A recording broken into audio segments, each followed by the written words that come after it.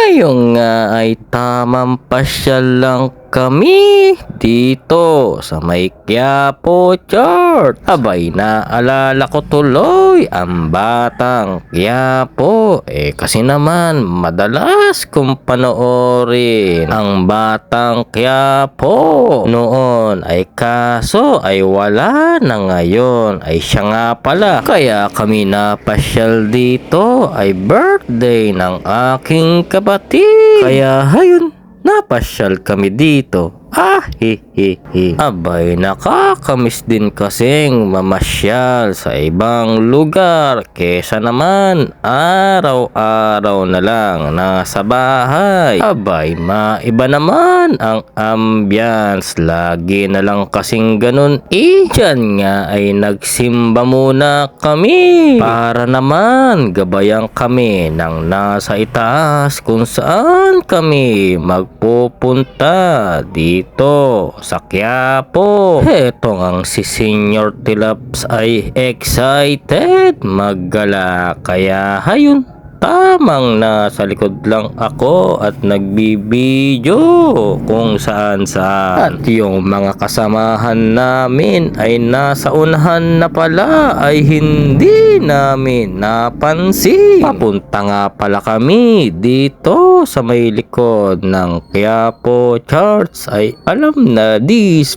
picture yan. Abay, syempre naman kailangan ng remembrance bago kami umalis dito. Abay, sayang ang pagpunta, di picture na.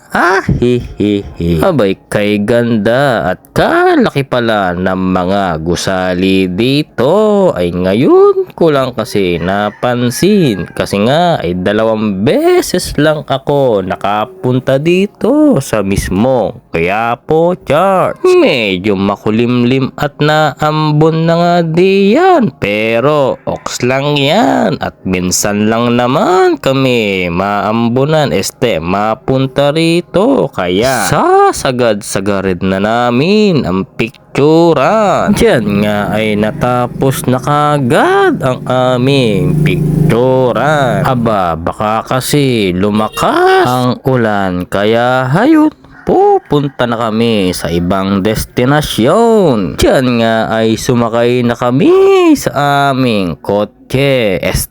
Kotse nila. Diyan nga ay lumarga na kami papunta kay Dr. Jose Rizal. Aba, huy, nakalimutan ko ang tawag doon. Basta doon sa may pasyalan, at syempre ay maraming tao doon, kaya nga pasyalan Diyan nga ay magdra-drive thru na lang kami, ay kasi nga ay wala kaming dalang pagkain, kaya hayun, magjajabi na lang kami. Meron naman kahit papano, ay kaso ay tinapay lang yun. Aba, magagalit ang dragon ko sa aking tiyan. Bakit tinapay lang ito?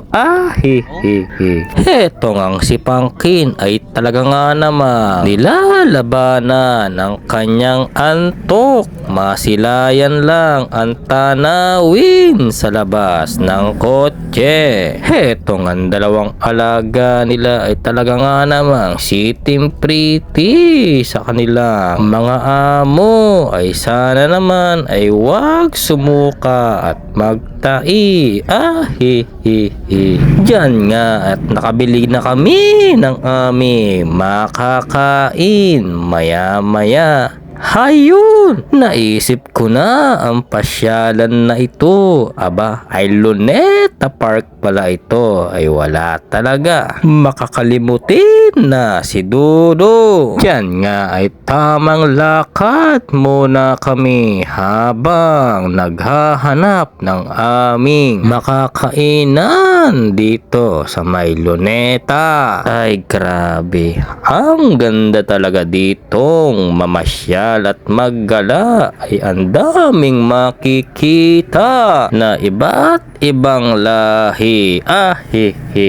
Diyan nga ay tinatanaw ni Pangkin ang mga sari-saring tao dito sa may Luneta. At talaga nga naman maninibago siya dahil ay first time niyang makapunta rito sa may Luneta. Kaya hayot, tanaw-tanaw lang. Grabe, ang sarap pagmasdan ng mga tanawin dito. Ay talaga nga namang hindi ka magsasawa kahit araw-arawin mo pa. O diba ang galing, nataas yung tubig. Diyan nga ay tinignan ko yung taas ng building ay para kasing may kumakaway sa akin. Abahuy! Wala naman.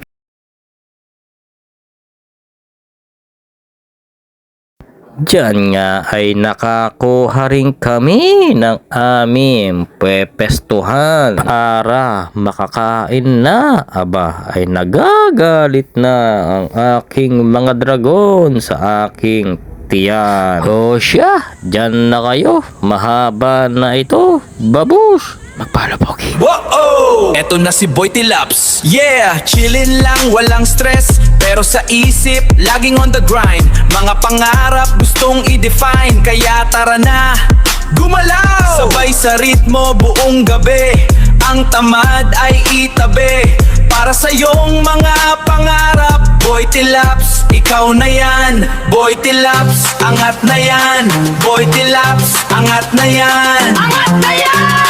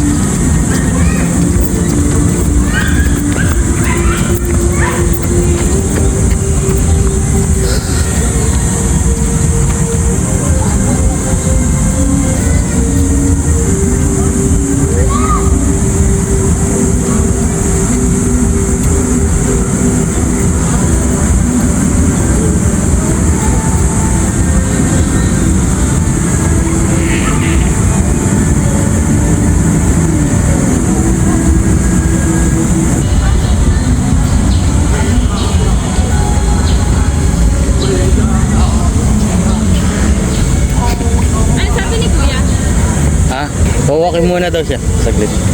Ha? Walking.